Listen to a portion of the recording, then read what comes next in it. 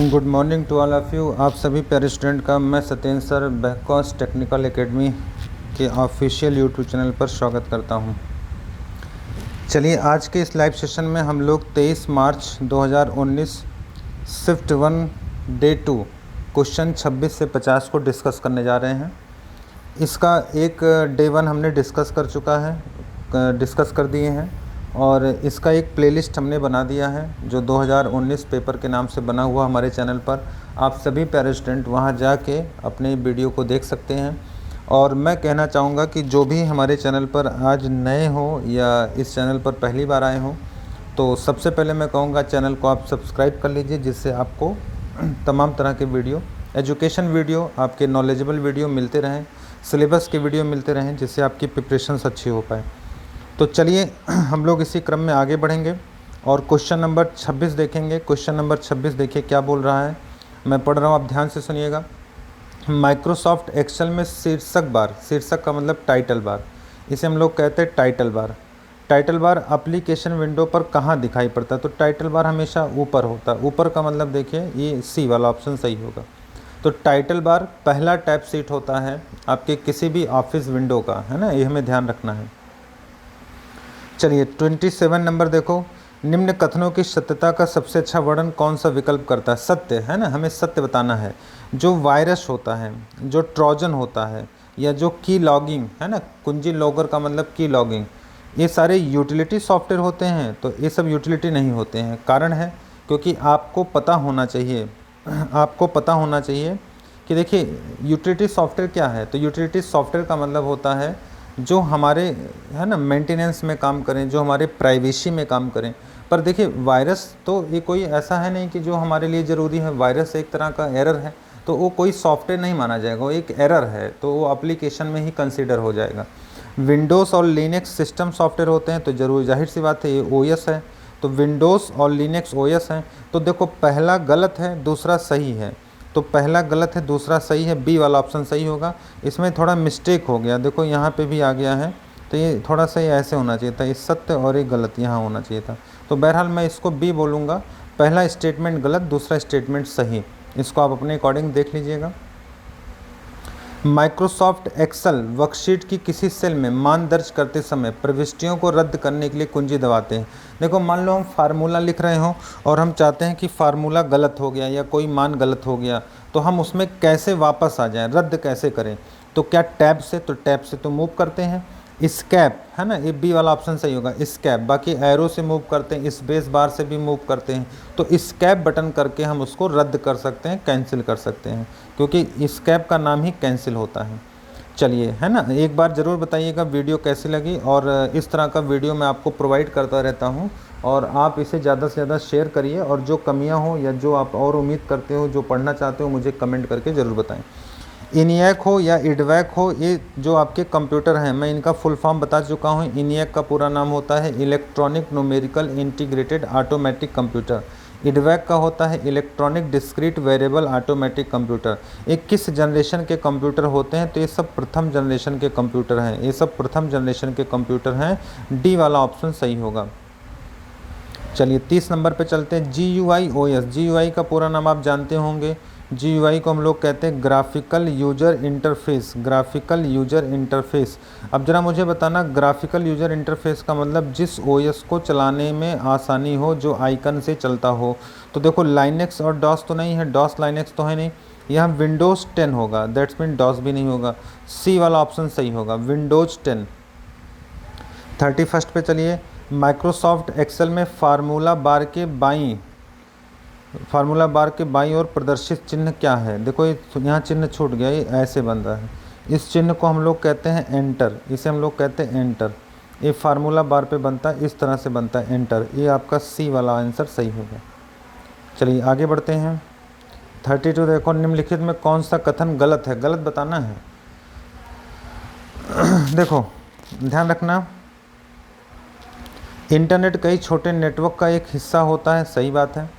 Internet दूर के स्थानों पर स्थित दो कंप्यूटर के बीच फाइलों के स्थानांतरण की सुविधा देता है, तो ये भी सही है। इसका मतलब गलत पूछा है, तो ना तो ए ना तो बी, इसका मतलब डी, दोनों सही हैं, कोई भी गलत नहीं है, ध्यान रखना। आगे बढ़ेंगे। आस्की का पूरा नाम क्या होता है? American standard code for interchange. देखो अमेरिकन स्टैंडर्ड कोड फॉर है ना इंफॉर्मेशन इंटरचेंज, तो देख लो कौन सा सही होगा।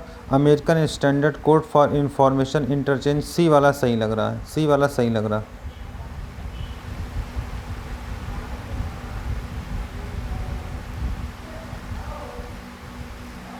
और डी वाला भी तो वही है ना, तो सी डी दोनों एक ही ऑप्शन आ गया, तो इसमें कंफ्यूज मत होइएगा।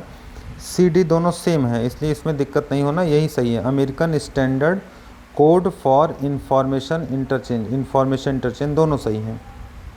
चलिए आगे बढ़ते हैं। 34 नंबर देखो, माइक्रोसॉफ्ट पावर पॉइंट में एक स्लाइड का चयन करके Ctrl+D दबाएंगे तो डुप्लीकेट स्लाइड खुल जाती है। बोलो क्या खुल जाती है? स्लाइड का डुप्लीकेट बनेगा। इसका मतलब डी वाला ऑप्शन सही होगा। इसी क्रम में हम लोग आगे बढ़ेंगे। दिए गए विकल्प में से विषम को ज्ञात करिए। विषम का मतलब जो अलग है। देखो लाइनेक्स, यूनिक्स और है ना विंडोज़, ये तीनों ओएस होते हैं, और जबकि हमारा माइक्रोसॉफ्ट ऑफिस जो होता है वो एप्लीकेशन सॉफ्टवेयर होता है।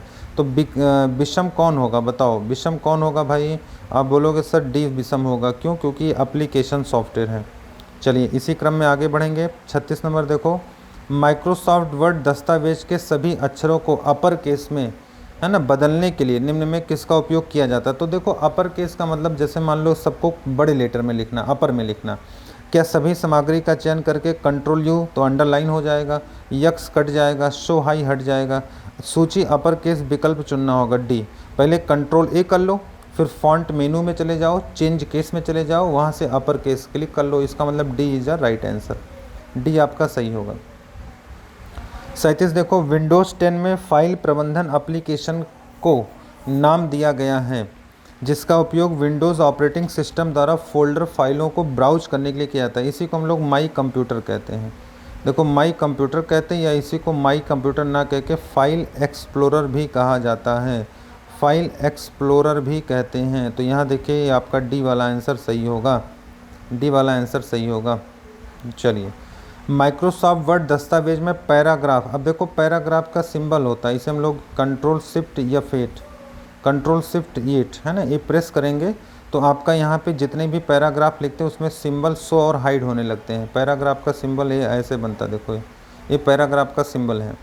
तो जब भी हम कुछ जैसे गैप देते हो, स्पेस जैसे आप लिखते हो, मान लो हमने लिखा राम 2, तो देखो ये डॉट बीच में लग जाता है। स्पेस हमेशा डॉट से प्रेजेंट होता है, तो लेकिन ये हाइड होने की वजह से हमको दिखाई नहीं पड़ता। अगर हम शो कर देंगे तो ऐसे दिखाई पड़ेगा। तो माइक्रोसॉफ्ट वर्ड दस्तावेज में पैराग्राफ के चिन्ह को देखने के लिए हम लोग शो हाइड ऑप्शन यूज करते हैं, जिसका शॉर्टकट की Ctrl+Shift+8 होता है। ये है ना, इसका शॉर्टकट की देखो ये कंट्रोल के साथ शिफ्ट और शिफ्ट के साथ F8 नहीं, केवल 8 है, केवल 8 है, ध्यान रखिए, गलती हो गई। चलिए आगे बढ़िए। ईमेल में आई है ना, आई मैप का क्या संबंध है? तो आई मैप एक प्रोटोकॉल होता है, इस प्रोटोकॉल का नाम होता है internet message access protocol, internet message access protocol. D वाला ऑप्शन सही होगा। चलिए, मोहन अपने जन्मदिन की पार्टी में लोगों को आमंत्रित करने के लिए निमंत्रण पत्र भी तैयार करना चाहता है। निमंत्रण पत्र तैयार करने के लिए मोहित निम्न में से कौन सा एप्लीकेशन सॉफ्टवेयर प्रयोग करेगा? तो निमंत्रण पत्र तो लेटर होगा ना, तो जब भी हम लेटर लिखते हैं तो वर्ड का यूज करते हैं, दैट्स मीन सी वाला ऑप्शन ज़्यादा अच्छा होगा।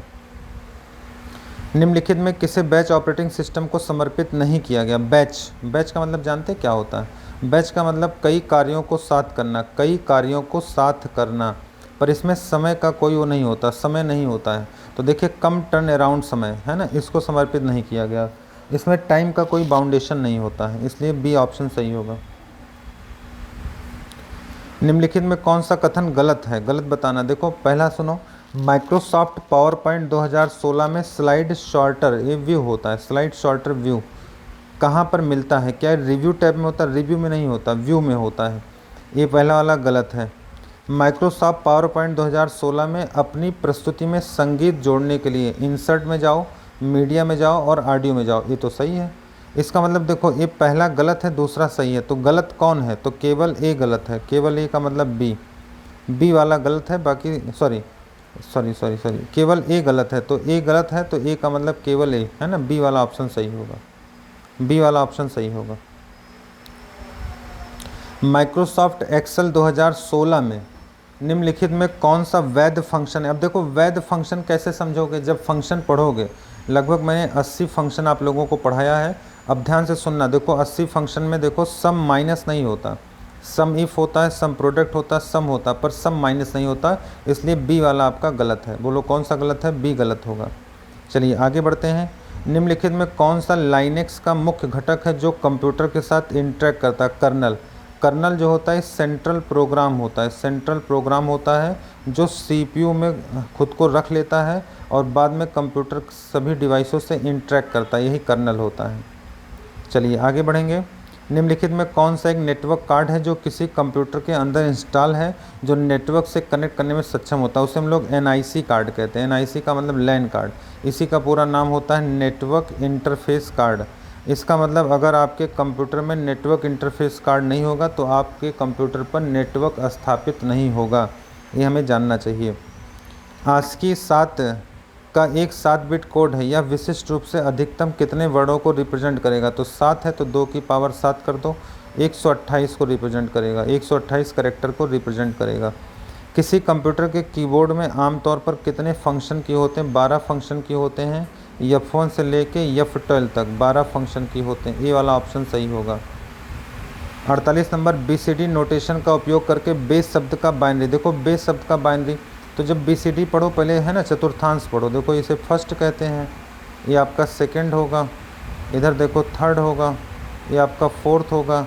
इसमें देखो इनका कम्युनिटी कोड होता है 00, यहाँ देखो 01 होगा और ये 010 होगा, ये 11 होगा, ये 01 होगा ना, 01 ऊपर लिख देना 01 होगा।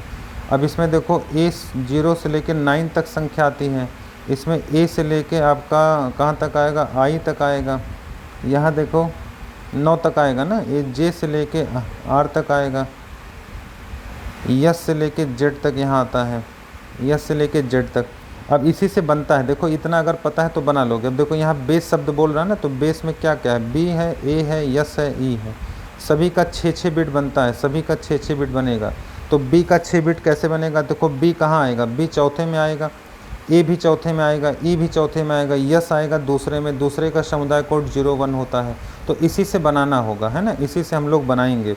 अब देखो कैसे बनाएंगे, अगर मैं आपको इसमें बताना चाहूँ तो पहले B का निकालो, A का निकालो, S का निकालो, E का निकालो, सबका 6-6 बिट बनेगा।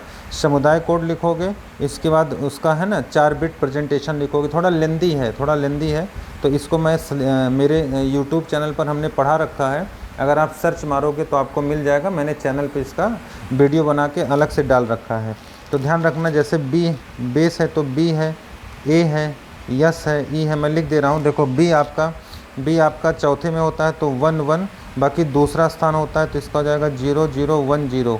A का पहला स्थान होता है तो 1-1-0-0-0-1, है ना। इसका S का देखो दूसरे में दूसरा स्थान होता है तो 0-1 और बाकी इसका दूसरा स्थान होता है तो 0-0-1-0। E का देखो चौथे में पहला स्थान होता है तो 1-1, पाँचवा स्थान होता है तो 0-1-0-1। देखो इसको मिला लो, कहाँ मिल रहा है, तो ये मुझे लग रहा है C वाला देखो मिल रहा है, देख लो मिला लो। 1-1-0-0-1-0, 1-1-0-0-0-1, 0-1-0-0-1-0 और 1-1-0-1-0-1। इसका मतलब C is the right answer. ये लिखना हमें आना चाहिए। ये मैंने हमारे YouTube चैनल पर आप BCD कोड लिखेंगे तो मिल जाएगा आपको, इसका मैंने अलग से वीडियो बना के डाल रखा है।